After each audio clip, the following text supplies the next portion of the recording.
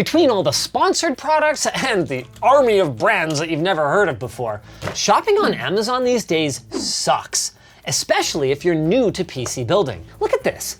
I searched for graphics card, and with prominent placement like this, how could I possibly know that Showkings is not a reputable brand of GPU? I mean, is the Radeon RX 580 even getting driver updates anymore? Not since January.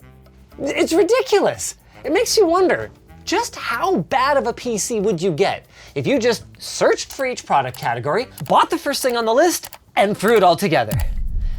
I want to know, so I'm going to find out wait, Radeon Ampere architecture? That's an NVIDIA oh man, these guys are ridiculous. Okay, sorry, right now.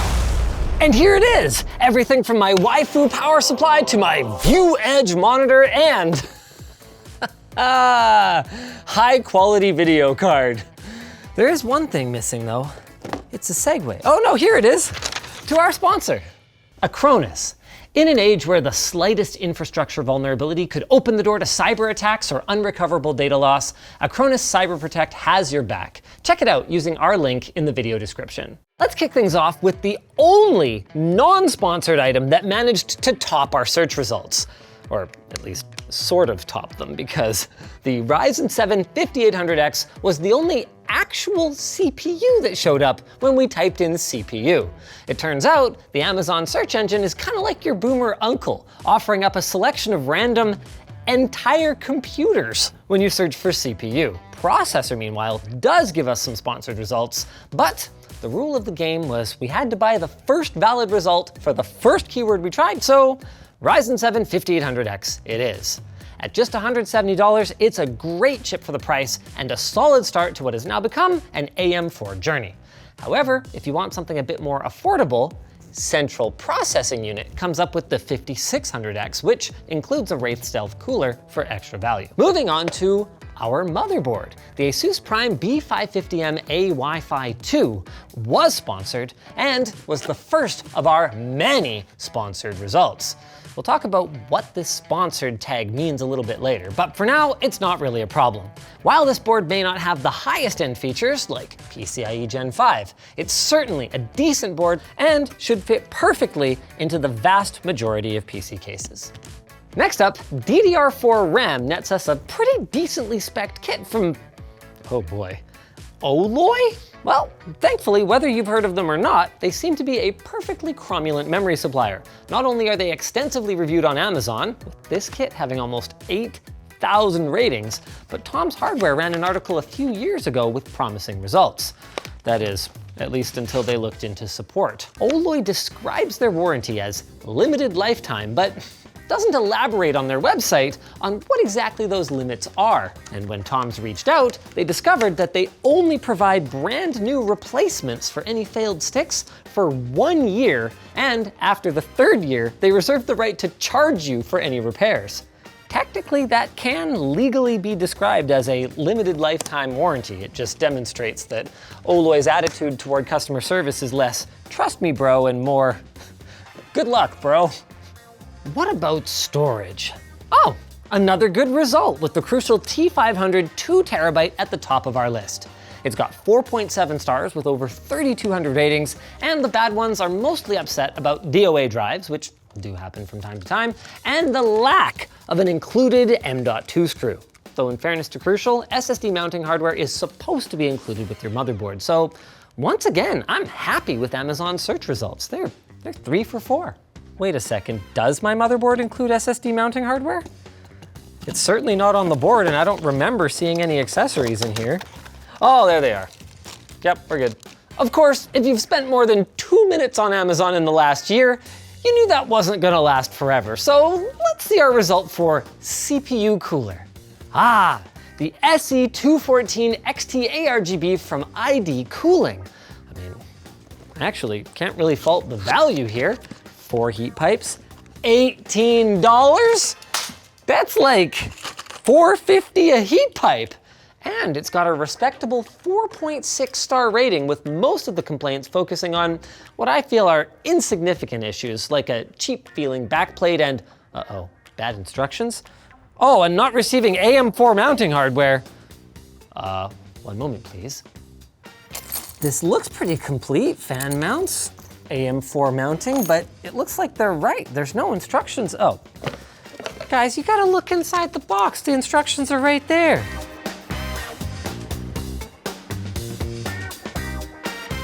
Yeah, as long as you find all the pieces.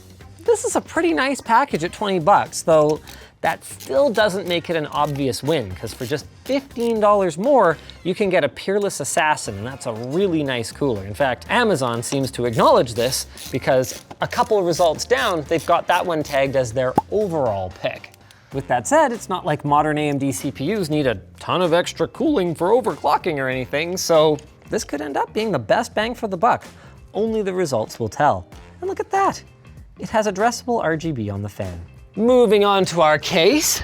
Whoa, Antec! These guys might have had the spotlight stolen by newer players like Fractal, Corsair, and Fantex, but personally, I will always remember them fondly. And after getting acquainted with the DF700, I might just have some fondness today.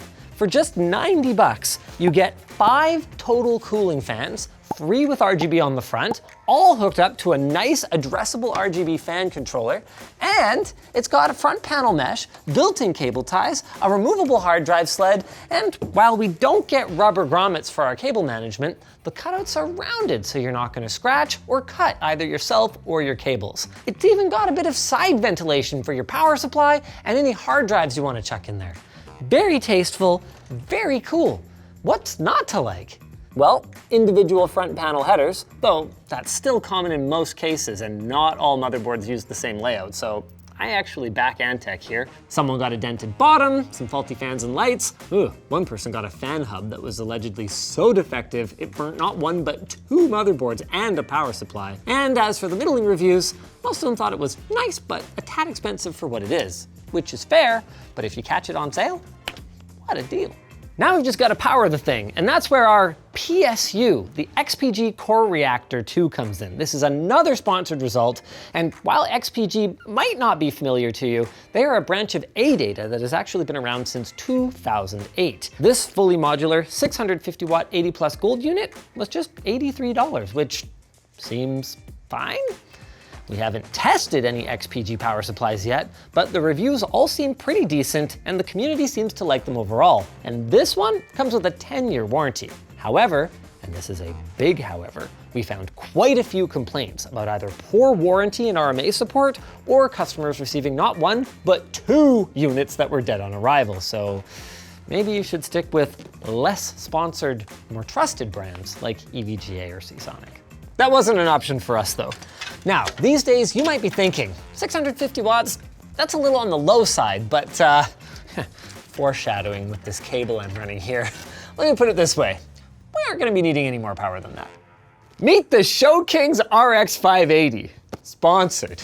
I'm talking a GPU that literally isn't even getting driver updates, 8 gigs of VRAM on a 256-bit bus, PCI Express Gen 3, oh, but this is nice, dual fans for office and gaming, and a DVI connector for those of you out there like me who buy their monitors out of people's garages.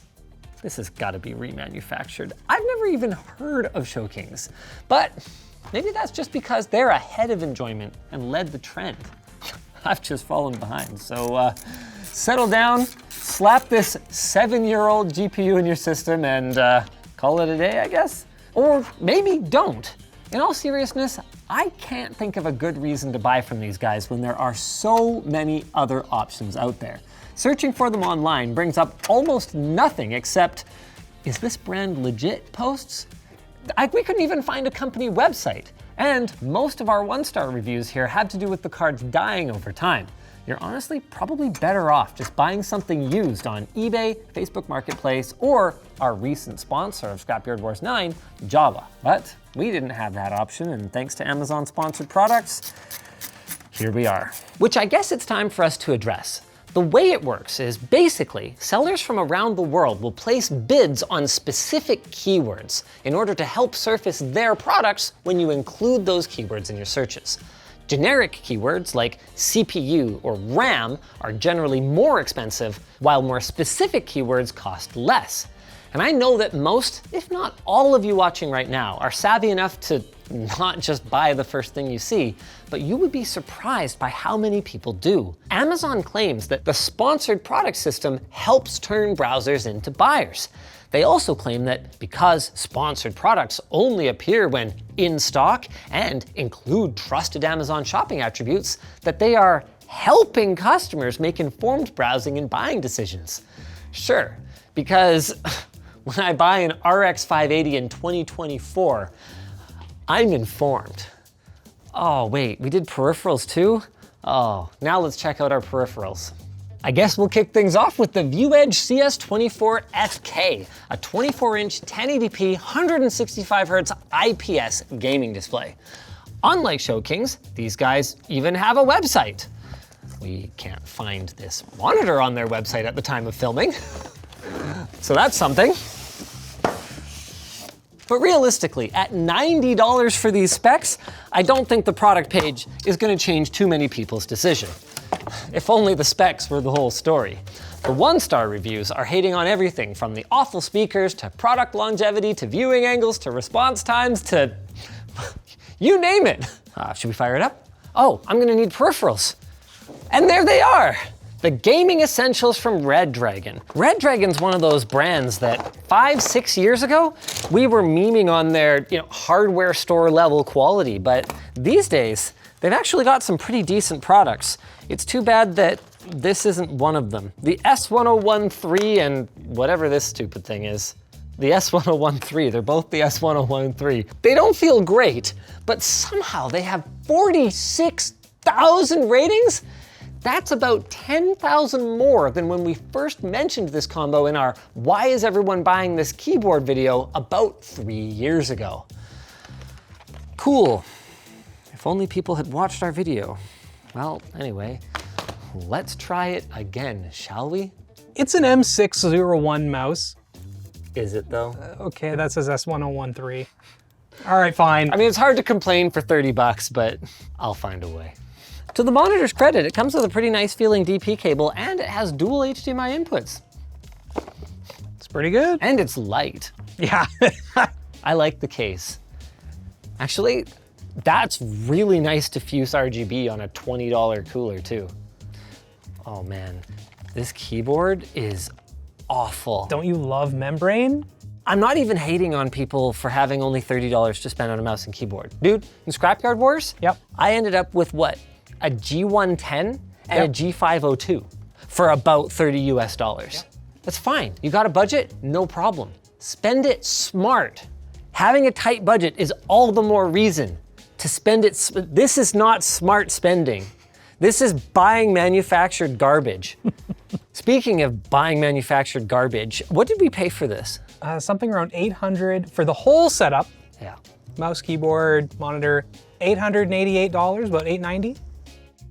You know what's funny about that? That is about the budget of the last Scrapyard Wars.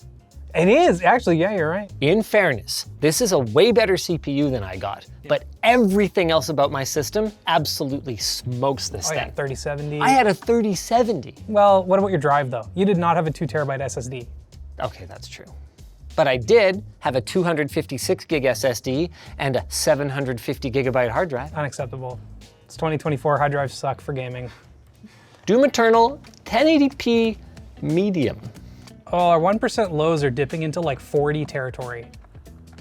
That's it. Yeah. Okay, we thought it was because we didn't have the display turned up to 144 hertz, which is all it does Fair. over HDMI. But that's not it. It's that the frame times are so inconsistent that it feels laggy, even though the averages are about 100 frames per second. Interesting.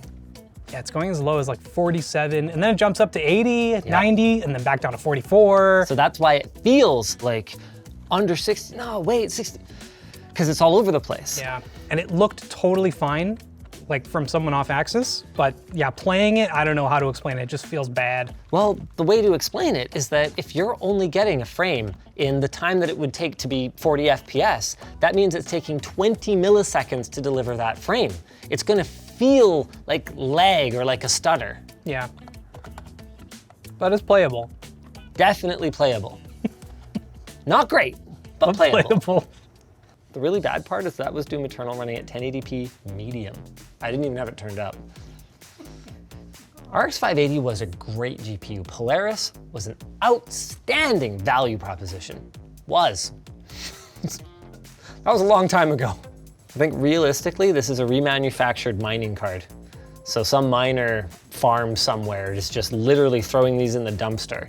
And then the GPUs are getting cut off and they're getting thrown onto new cards, and then someone's trying to make a quick buck on Amazon by selling them as gaming GPUs. And they'll play games, but they are not the best thing that you could buy for this kind of money. The question for me is, why bother to remanufacture it? Like, why not just dust it off? So that it's less obvious? Because this looks like a new card. Yeah, I guess right? That's true. Now it's time for some F1 with a keyboard. Oh God, how do I steer? What are your settings? I don't know. What's happening right now? Go to settings. Well, you're gonna go off the track right now. Well, I can't steer, Ploof. Ah! What's going on with our keyboard? Let's check our settings. I mean, we're running at 100 FPS again. Okay, well, yeah, turn motion blur off, sure, yeah. But everything else is set to medium, with a few lows here and there, that's fine. Much better. Brake. Which one's the brake? Oh my God. There it is. Well, look, I don't play a lot of racing games, smart guy. They even give you a racing line. If I don't know where the brake button is, then that's not gonna help me much, is it? No. We're shooting kind of late and we ran out of time. I really want to check out a few more games on the RX 580 to see if it's actually any good in 2024. Let's start with Alan Wake 2. Wow, we're not getting much FPS. Let me make sure it's on like a lower setting. 720p, it's upscaling from 720p with FSR, fine. Ray tracing off, it's not gonna do any RT. It's slightly better, it's still really not good, especially if we're actually rendering closer to 720p. This is just a video! This is just a cinematic! The game crashed due to graphics card fault and will now exit your progress from the last checkpoint has been saved. RX 580 cannot handle mesh shaders. I don't know exactly if this is the issue we're running into, but it's probably a problem. All right, Alan Wake 2, not so good. But you know what, it's a little older. Let's try Space Marine 2, that just came out. All right, you know, we've got a solid 29 FPS in game, 1% lows around 24, and this is 1080p low native, so we could be running 720p with some upscaling, but it's not very good. And I'll be honest, there's not a lot going on in here. Let's go fight some Tyranids and see if it gets any worse. It's honestly not as bad as I expected. We're granted only getting, 30, 35 FPS still, but I'm killing Tyranids. There's a lot going on right now, and it's a solid 30. So if you're okay with playing Space Marine 2 at 1080p low, maybe you should just buy an RX 580 in 2024. It's fine. You're not getting the same efficiency that you'd get out of a modern card. You're not getting the same performance that you'd get out of a modern card, but it's fine. I wouldn't have any expectations of warranty coverage on this thing either, but it's fine. I just hate seeing people get ripped off, Yeah. Like, I don't want to be like, oh yeah, well, you can't even game on it or whatever. Because you can, you just didn't get a good deal. And that's not the point of this channel, right? To pump up things that aren't a good deal. So overall, we did find some good stuff. I'm really happy with the case. And the CPU, solid choice too. But other than that, I would say maybe just ignore the Amazon sponsored items, unless they happen to be exactly what you need anyway. And while we're at it, the CPU cooler might be a diamond in the rough as well. We're sitting at 63 degrees right now. Now, arguably this is a game, not, the most demanding thing, but for 20 bucks, it's hard to complain. Just like it's hard to complain about this segue to our sponsor. Squarespace. Tech tips can be very helpful for many things, but you won't even need them if you're building a website using Squarespace. Squarespace is an all-in-one platform that simplifies the process of getting your website up and running quickly. You can literally just drag and drop designs with Squarespace Blueprint. Just find a theme that matches your taste, add your product info, and you're done. No coding necessary. They also have integrated and optimized SEO tools that help your site rank higher in search results. Plus, your customers have the flexibility to pay via credit card, PayPal, or even Apple Pay. Our Linus Media Group website was built with Squarespace too. So don't wait. Start building your website today and get 10% off your first purchase at squarespace.com/LTT. If you guys enjoyed this video, maybe go check out the one where we tested a bunch of lesser known GPU brands. Some of them ended up being kind of legit. I think, right? I honestly can't remember. I think so.